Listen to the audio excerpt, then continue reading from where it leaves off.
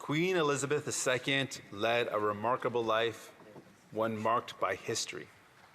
Amid tremendous change, she was a figure of stability, providing a constant symbol to many.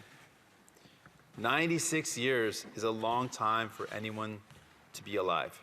She was born before mass communication and media shrunk the distances between nations, before television, and long before the internet brought us limitless access to information. Her life was marked by war. In World War II, as her parents vowed to stay in London while it was bombed, she and her sister were moved to Windsor for safety. As children in war, the Queen and her sister took to the airwaves in a radio broadcast for other children who were also experiencing the worry and fear of bombing attacks and parents gone to fight. Throughout her life, Queen Elizabeth used her platform to offer encouragement in difficult times.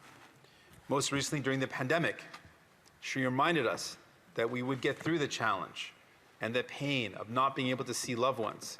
She asked us to greet the tough times with optimism and hope by pulling together and doing what was needed to be done. She said, "We should take comfort while we may. While we may have still more to endure, better days will return. We will be with our friends again. We will be with our families again. We will meet again." For many, her passing marks the end of an era. She is the only queen we have ever known. The Queen had a special place in our hearts, and we had a special place in hers. She spent a more official time here in Canada than in any other country save the United Kingdom.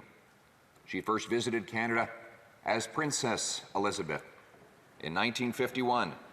It was on that trip that she said, and I quote, "From the moment when I first set foot on Canadian soil, the feeling of strangeness went, for I knew myself to be among not only friends, but amongst fellow countrymen." She would visit Canada over 20 times as Queen, and she was present at so many of our most important occasions. The opening of the St. Lawrence Seaway in '59, the Centennial Expo in '67, the '76 Summer Olympics, and the patriation of our Constitution in 1982.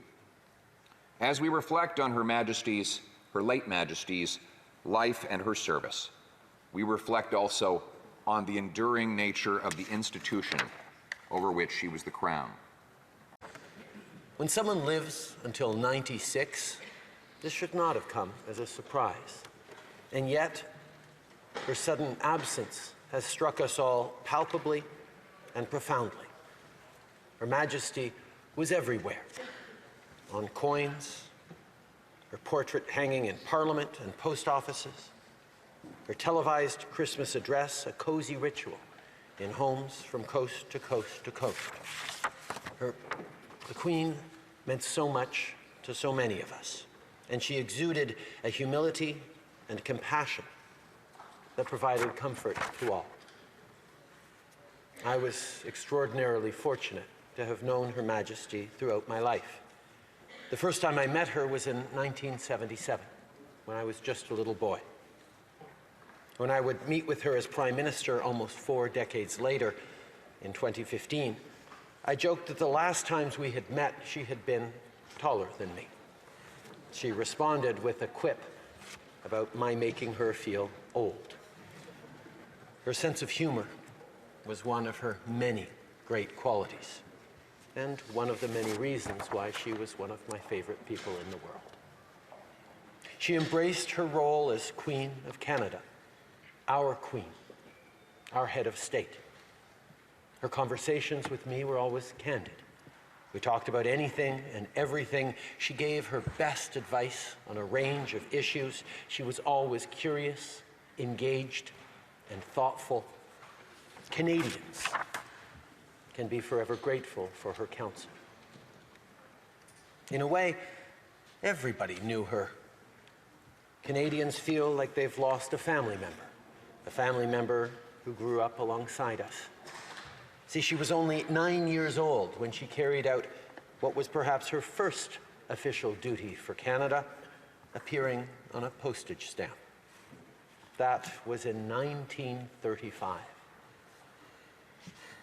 Her Majesty was with us for important birthdays, like in 1967, when she cut Canada's centennial cake on Parliament Hill. Our country came of age under her reign. It was Her Majesty who proclaimed and signed the Constitution Act of 1982 and our Charter of Rights and Freedoms. These pillars of our democracy help uphold the stability of our country and keep us free.